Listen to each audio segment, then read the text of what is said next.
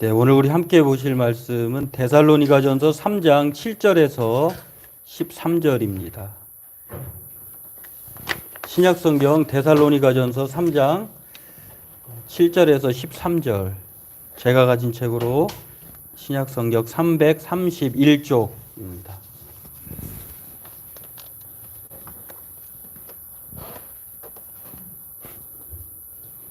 함께 같이 읽도록 하겠습니다. 이러므로 형제들아 우리가 모든 궁핍과 환난 가운데서 너희 믿음으로 말미암아 너희에게 위로를 받았노라. 그러므로 너희가 주 안에 굳게 선즉 우리가 이제는 살리라.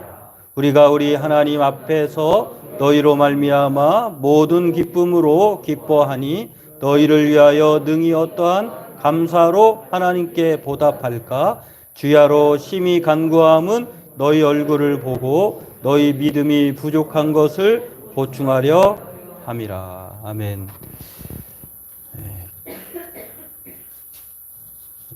좀 농담을 조금 더 하자면 설립 예배 이후로 가장 많이 오신 것 같아요. 매주 이렇게 됐으면 좋겠어요. 그렇게 될 줄로 믿습니다. 오늘은 좀 다른 때 예배 분위기하고 좀 다른 것 같아요. 부흥회 같기도 하고 또 좀 아쉬운 점 우리 세영이가 다리를 다치는 바람에 이 드럼까지 쳤으면 야 동네에서 민원이 많이 들어왔겠다. 이 교회가 이렇게 조용한 교회였는데 이렇게 시끄러울까 그런 생각도 들고 또 많은 분위기가 좀 좋아진 것 같기도 하고 그렇습니다. 아무튼 오늘 오신 여러분들 모두 환영하고 우리 함께 같이 인사할 때 주님의 이름으로 환영합니다. 또 주님의 이름으로 사랑합니다. 주 안에서 행복하십시오. 우리 그렇게 한 번 더 인사하도록 하겠습니다. 주님의 이름으로 환영합니다. 주님의 이름으로 사랑합니다. 세월 앞에 장사 없다는 말을 우리가 실감하는 계절인데요. 오늘 집에서 오는 과정에서 나무들이 벌써 이렇게 생노랗게 또 빨갛게 울긋불긋 단풍이 졌고 떨어졌고 자연은 그거를 반복하는 것이지만 사람이든 건물이든 우리 신앙이든 다 그렇게 조금씩은 안 변할 수가 없고 변하게 됩니다. 그럴 때마다 우리가 좀 사람은 자신의 부족한 것들을 챙기게 되고 건물은 보수하게 되죠. 그렇다고 하는데 신앙에 대해서는 우리가 관심을 그렇게 기울이지 않는 것 같습니다. 오늘 이것들을 생각나게 하는 말씀이 오늘 본문의 말씀입니다. 사도 바울과 성도들 오늘 모두에게 있어서 가장 중요하게 여겨야 할 것이 바로 부족한 믿음을 보충하는 것에 있다라고 하는 것을 오늘 성경은 우리에게 가르쳐 주고 있습니다. 무엇보다도 우리가 잘 알고 있는 데살로니가 교회는 새 안식일, 짧게는 3주, 길게는 6주 이렇게 학자들은 내다보고 있는데 그 짧은 기간 동안 물론 이제 바울과 그 일행들이 거기에서 이 모든 일을 다 충분히 맞춰서 다른 지역으로 베레아로 넘어간 것이 아니에요. 빌립보에서 그 순환을 당했고 황급히 데살로니가의 교회 지역에 왔다가 거기서도 3주밖에 있을 수 없는 상황이 그들에게 맞닥뜨려진 것입니다. 자꾸 이렇게 핍박하는 사람이 있고 또 여러 가지 자기를 음해하고 죽이려고 하는 사람들이 있었기 때문에 그런 찰나의 그 짧은 시간 동안 머물다가 베레아 지역으로 넘어갔는데 들려오는 소식에 의하면 데살로니가 교회가 자기의 염려와 기대와는 그 이상으로 아주 건강하고 또 건전한 모범적인 교회가 되었다고 하는 것에 대해서 매우 하나님께 감사하고 있었는데 시간이 흐르면서 바울이 그 사역의 기간 동안 머물면서 그런데 말이야 신앙생활하면서 어려움이 안 생길 수 없어요. 문제가 닥칠 것입니다. 그때마다 제가 전한 말을 기억하고 여러분들이 믿음 안에 굳게 서서 떨어진 믿음을 항상 보충하십시오. 이렇게 말하고 전하고 넘어왔어요. 근데 시간이 지나다 보니까 그 염려가 이제는 현실이 된 것입니다. 그래서 바울이 자신이 직접 한두 번 넘어가려고 애써 보았지만 실패했어요. 또 디모데라고 하는 지원군을 보내서 그들의 믿음을 보충하기 위해서 보냅니다. 그리고 사역을 마치고 디모데가 전달해 준 소식을 들어보니 안심해도 되겠다. 괜찮다. 걱정이 좀 사라졌다라고 하는 그런 내용을 통해서 오늘 본문이 만들어지게 된 것입니다. 그렇습니다. 오늘 바울이 우리들에게 관심사로 여겨야 할 것을 말해주고 있는데 그것은 바로 믿음의 보충, 떨어진 믿음에 관한 것을 우리에게 가르쳐주고 있고 우리 또한 항상 계속해서 앞으로도 관심 가져야 한다고 말을 하고 있습니다. 오늘 이것을 살펴보고 함께 은혜 나누기를 원합니다. 저와 여러분들의 지금의 관심사가 무엇일까요? 요즘에 고물가 또 달러가 이렇게 올라가고 뭐 이렇게 여러 가지 전쟁이 계속 그 장기화되다 보니까 우리의 관심은 물가가 언제 안정화될 것인가. 그리고 또 기름값 주요 차 뭐 운전하는 분들은 그 기름값이 어느 곳에서 떨어지고 있는가라고 생각하는 것이고 또 여러 가지로 건강을 챙기는 분들은 나의 몸무게를 재면서 나의 몸무게가 어제와 오늘 어떻게 달라졌는가 또 여러 가지 뭐 수능을 앞둔 우리 친구들에게는 나의 성적, 나의 등급이 어느 정도 있는가 이것을 또 주의 깊게 바라보고 있을 것입니다. 꼭 내가 사고자 하는 물건이 시세 그때그때마다 달라지잖아요. 그래서 관심을 거기에 두고 사는 분들도 계실 것입니다. 그런데 오늘 우리는 세상 살면서 일상에 관한 육신적인 삶에 있어서 그 관심을 기울이는 것이 나쁜 것은 아니지만 정말로 중요하게 여겨야 할 것, 신앙의 민감도, 우리의 믿음이 어느 정도에 이치해 있는가, 나의 믿음은 어떠한 믿음인가에 대해서 우리는 그렇게 삶의 관심사보다 덜하고 있다라고 하는 것입니다. 그러나 오늘 성경은 바울이 부모가 된 마음으로 교회를 세운 사람의 입장에서 성도들에게 가장 관심사로 여겨야 할 것, 자신도 그렇고 성도들이 어떤 것에 관심을 갖기를 원하시냐면 믿음에 있다는 것이에요. 바울은 정말 이 3주간의 사역을 하면서 다른 것을 전한 것이 아니라 하나님의 복음을 전했다. 데살로니가전서 1장 5절 그 2장 2절에 말로만 복음을 전한 것이 아니라 몸으로도 보여줬고 또 하나님의 복음을 전하였다라고 하는 것을 말하고 있습니다. 대선 이후에 한국교회에 좀 달라진 현상 중에 하나는 그전에는 이단이라고 또 그렇게 교단마다 결의하고 또 교류 금지 이렇게 했던 종교들이 지금은 아예 뭐 적극적으로 믿음의 사람들 그 정통 기독교보다 앞장서서 자신의 교리를 설파하거나 또 자신의 종교, 자신의 교회를 증거하는데 아주 대대적으로 반격에 나섰다라고 하는 그런 생각을 많이 갖게 됩니다. 어쩌다 이렇게 되었을까? 바로 하나님의 복음을 알지 못하기 때문에 아니면 하나님의 복음에 대해서 우리가 너무나 많은 오염을 일으켰기 때문이다라고 하는 생각을 갖게 됩니다. 여하튼 바울은 이 믿음의 관심을 가질 뿐만 아니라 가져야 한다라고 말을 하고 있습니다. 그리고 그에 따라서 우리의 무관심과 무반응에 대해서 냉담하게 결정할 것을 요구하는 것을 볼 수가 있는데요. 오늘 일신상의 문제는 우리가 지나칠 정도로 열정을 쏟아 관심을 갖지만 성경은 저와 여러분들이 그냥 육신에 속한 사람일 뿐만 아니라 영에 속한 사람이기도 하기 때문에 하나님에 대한 믿음의 충성도를 가지고 또 보충하면서 관심을 갖고 살아야 한다는 것을 말하고 있습니다. 오늘 예수님이 십자가의 죽음 앞에 베드로를 위해서 기도하셨던 것들이 있어요.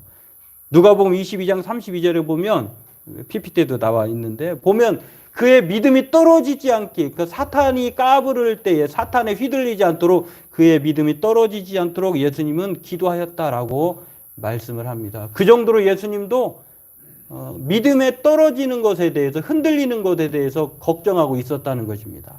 또한 어렸을 때부터 어릴 적부터 귀신에 사로잡혀서 물에 던져지고 불에 던져지는 그 아이를 보면서 매일매일 내가 살아도 되는 건가? 우리 아이가 계속해서 앞으로 나 없이도 살아갈 수 있을까?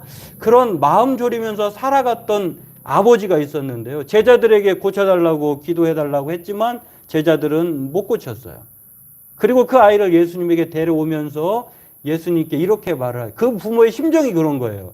할 수만 있으면 내 아이를 고쳐줄 수 없습니까?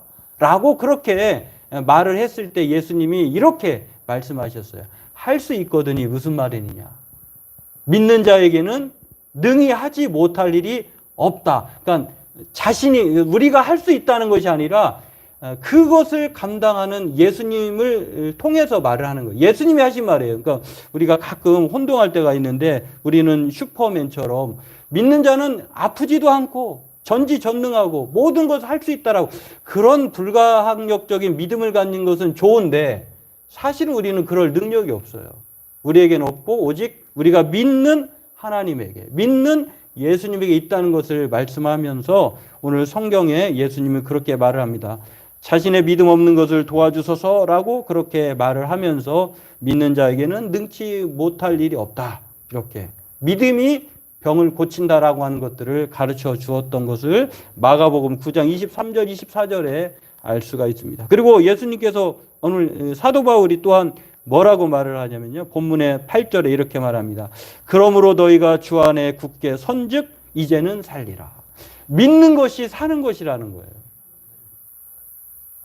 이제까지는 믿지 않고 살았다고 하면 이제부터 믿는다고 하면은 이제부터는 사는 인생이 죽은 인생이 아니라 살아가는 인생, 살아있는 인생이 된다라고 하는 말로 우리가 해석할 수 있다는 것입니다. 성경은 우리의 믿음이 곧 살고 죽는 문제라고 이렇게 말을 해요. 사탄으로부터 지배를 받지 않고 아무도 고칠 수 없는 질병으로부터 고침을 받을 수 있는 것, 그리고 내 인생이 지금까지는 우리나라는 특히 헬주선이라고 하는 말, 무한대 n을 붙여가지고 포기하는 세대라고 하는 젊은 층에 대해서 좀 불행스러운 그런 말을 섞어서 말을 하지만 그러나 예수님을 통해서 믿는 그 믿음의 사람들에게는 사는 인생이다 이렇게 말을 합니다. 경기도 부천시에 살고 있는 이의혜 씨라고 하는 분이 있습니다. 이분이 가난한 집에서 태어나서요. 그리고 이분의 나이가 지금 현재로는 48살인데 줄곧 태어나자마자 풍족하게 먹어본 일이 없어요. 중학교 다닐 때는 일찍 삐뚤어져 가지고 20살이 되어서 그 철부지 아이를 낳게 되었는데 여자와 동거하다가 딸을 얻었습니다. 제 앞가림도 못하면서 하루하루 그렇게 살아가다가 취직한들 사흘을 못 견디는 거예요. 그러다가 만취한 상태에서 행패를 부리다가 경찰서에 수감되기도 하고 또 아내는 분유값을 얻기 위해 아이는 낳았으니까 아빠인 가장이 저렇게 형편없이 살아가니 아내라도 아이의 분유값을 벌기 위해 열심히 아르바이트를 하면서 그의 가게를 이끌어 갑니다. 그리고 또 그 아내에게 폭언과 폭행을 가하고 또 술값을 얻어내고 그렇게 살아갔던 사람이 어느 날 자기도 모르게 30대 중반이 된 거예요. 그래서 어느 부잣집 앞에 그 집 앞에서 자신의 인생을 한탄하면서 울고 있을 때에 어떤 할머니가 박스를 줍다가 이제 그 리어카를 끌고 가는 것을 이 사람의 눈에 들어왔던 거예요. 자기도 모르게 울다가 떨어진 휴지를 이게 박스를 집어 주었더니 그 할머니가 하시는 말이 울면 허기져. 집에 가서 따순 밥 먹어. 이렇게 말을 하더라는 거예요. 이 할머니의 소리에 이 사람은 천사의 소리로 들었다는 거예요. 그 이후로 할머니의 말을 듣고 그 이후로 참 술, 담배 끊는 것도 여러 가지인데 이 순간 이분이 그 할머니의 말에 술, 담배를 그날부로 끊었다는 거예요. 그리고 검정고시를 거치고 방송통신대학에도 합격하고 부단한 노력 끝에 아내와 딸이 마음을 열기 시작했어요. 그리고 그 이후로도 일종 대형 면허를 취득해가지고 취업을 해서 운전기사로 일을 시작했는데 그것도 쉽지 않은 거예요. 다시 공부를 합니다. 공인중개사 자격증을 따냅니다. 그리고 사무실을 열어야 되잖아요. 아내가 그동안 마음고생 심하게 하면서 육신의 고통을 참아가면서 모아놨던 돈을 선뜻 내주었던 거예요. 근데 경험이 없으니 이게 잘 되겠습니까? 그리고 이분이 자기가 집 없는 사람의 서러움을 알기 때문에 원칙을 세웠다는 거예요. 어떤 원칙이냐? 수수료를 많이 받지 않겠다. 그 원칙으로 살다 보니 그렇게 돈이 많이 벌리지 않겠죠. 그런데 그 사이 딸은 자라서 28살이 되었고 아내는 그 자신의 하는 그 모든 과정을 지켜본 이후에 마음을 열어서 지금은 돈은 많이 벌지 못하지만 문자가 온다고 그래요. 뭐라고 문자가 오냐? 저녁엔 당신이 좋아하는 청국장 끓일까? 아내로부터 저녁 메뉴를 물어보는 메시지를 받고, 딸에게는 아빠 오늘 몇 시에 퇴근해요? 같이 드라마 봐요. 이러한 행복을 요즘에 느끼고 있다고 해요. 행복하다 못해 지금은 너무 천국 같다 이렇게 말을 하는데, 망나니 같은 인생이 신세한탄하면서 그렇게 울고 있을 때 할머니가 들려줬던 그 말, 울면 허기져 집에 가서 따뜻한 밥 먹어. 여러분, 이 말이 우리에게도 적용해 보면 저와 여러분의 집은 어디일까요? 성경은 시편 84편 4절에 이렇게 말을 합니다. 주의 집에 사는 자들은 복이 있나니 그들이 항상 주를 찬송하리이다. 저와 여러분의 집이 하나님의 성전 집이다. 이렇게 주안이다. 이렇게 말을 합니다. 그리고 84편 10절에는 이렇게 말을 합니다. 주의 궁정에서 한 날이 다른 곳에서의 첫날보다 나은즉 악인의 장막에 사는 것보다 내 하나님의 성전 문지기로 사는 것이 더 좋사오니. 우리가 대궐 같은 집을 살더라도 그곳에 하나님이 없다면, 그러나 비록 상가 건물 조그만 허스름한 곳에 있다 하더라도 그곳에 하나님이 계시다면 우리의 인생이 실패한 인생이 절대 아니다라고 하는 것입니다. 자신이 닭이라고 우기며 생각하고 자란 독수리에 대한 우화가 있습니다.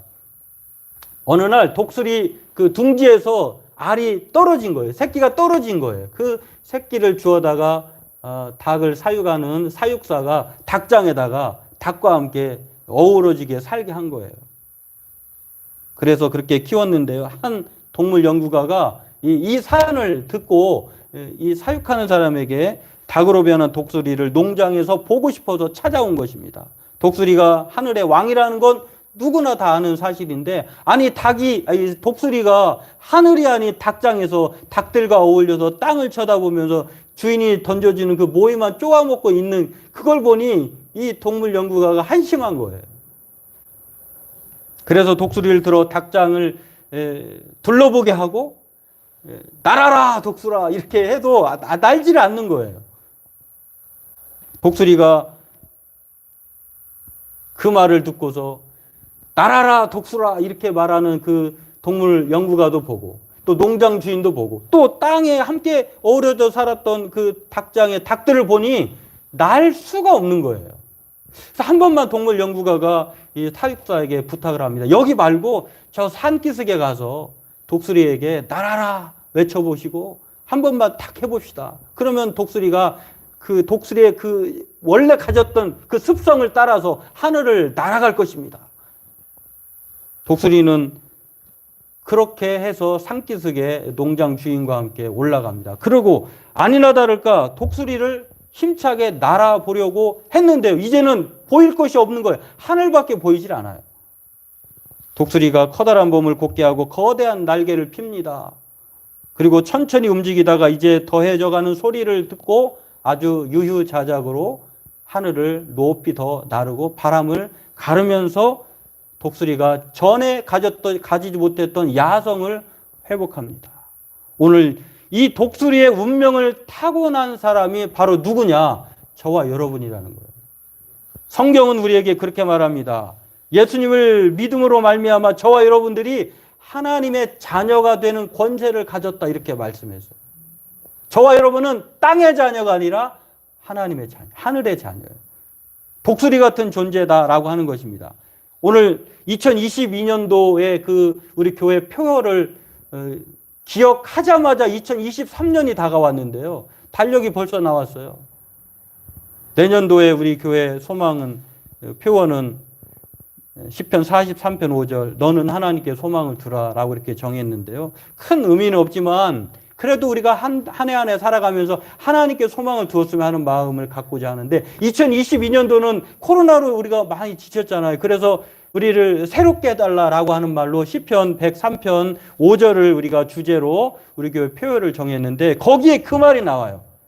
시편 103편 4절 내 생명을 파멸해서 속량하시고 인자와 긍휼로 관을 씌우시며 좋은 것으로 내 소원을 만족하게 하사 내 청춘을 독수리같이 새롭게 하시는도다. 저와 여러분들을 뭐라고 표현하냐면 닭이 아니라 독수리다 이렇게 말을 합니다. 우리 한번 같이 따라하겠습니다. 나는 닭이 아니라 독수리다. 독수리는 하늘에 있어야 제격이죠. 저와 여러분들을 하나님께서 독수리로 새롭게 하셨어요. 근데 여전히 우리는 닭장을 보고 동료를 보고 주변을 보고 날려고 하질 않아요. 큰 믿음은 먼저 큰 시련을 통해서 옵니다. 하나님은 크신 선물은 크신 고통을 통해서 주어진다고 하는 사실을 우리가 수요일마다 욥기서를 통해서 알아가고 있는데요. 욥이 바로 그런 장본인이에요.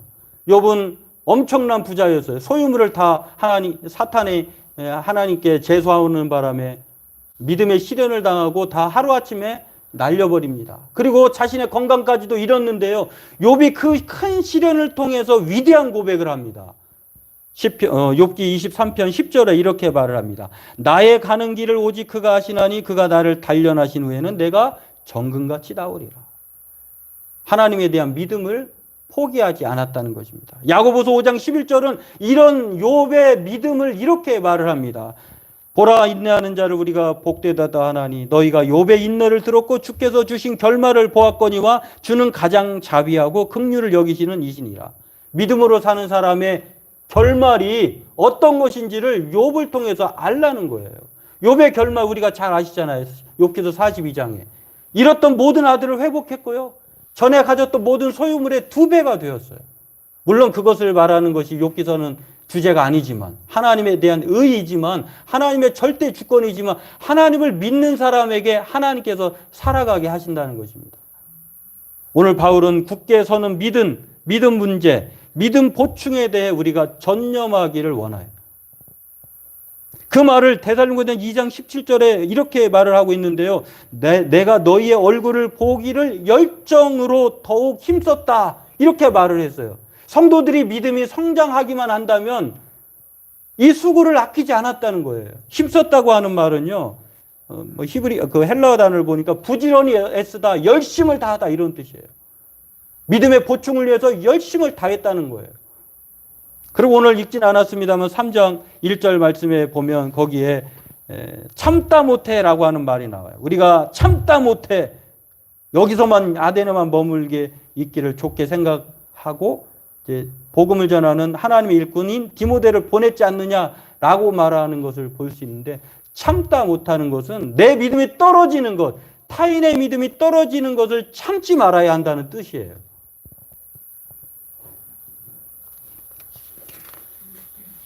오늘 저와 여러분들이 저와 여러분들이 갖는 하나님에 대한 그 믿음, 예수 그리스도에 대한 믿음을 우리가 참지 않기를 원합니다. 내 믿음이 떨어지는 것을 더 이상, 그래서 요즘에는 우리 교회, 저희 교회는 특이한 점이 있는데, 우리 교회는, 필사도 안 하잖아요.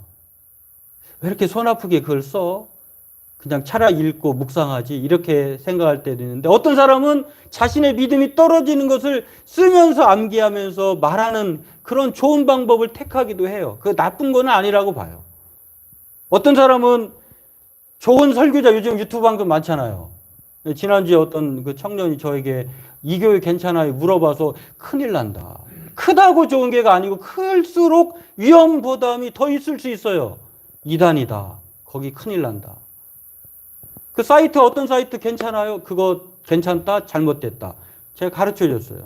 근데 꼭 이상하게 그 사건이 터지고 나서 물어보는 사람이 간혹 있어요. 그래도 그나마 좀 초입 단계라 빨리 빠져나올 확률이 괜찮았는데, 높았는데, 오늘 저와 여러분들은 바로 떡으로만 사는 사람들이 아니에요. 우리는 밥심으로만 사는 사람이 아니라 신심으로 사는 사람. 저와 여러분들이 예수님께서 말씀하셨잖아요. 사람이 떡으로만 살 것이 아니요 하나님의 입으로 나오는 말씀으로 사는 것이다. 또 요한사도는 이렇게 말합니다. 사랑하는 자여, 내 영혼이 잘됨 같이 범사가 잘되고 강건하기를 원하노라. 오늘 저와 여러분들이 이 나의 믿음이 떨어지는 것에 예민하기를 원합니다. 나의 믿음이 떨어졌다고 하면 보충하기를 원해야 돼요. 하나님의 말씀을 통해 기도로 철저하게, 오늘 나는 닭이 아니라 하나님의 독수리 그리스도인이다.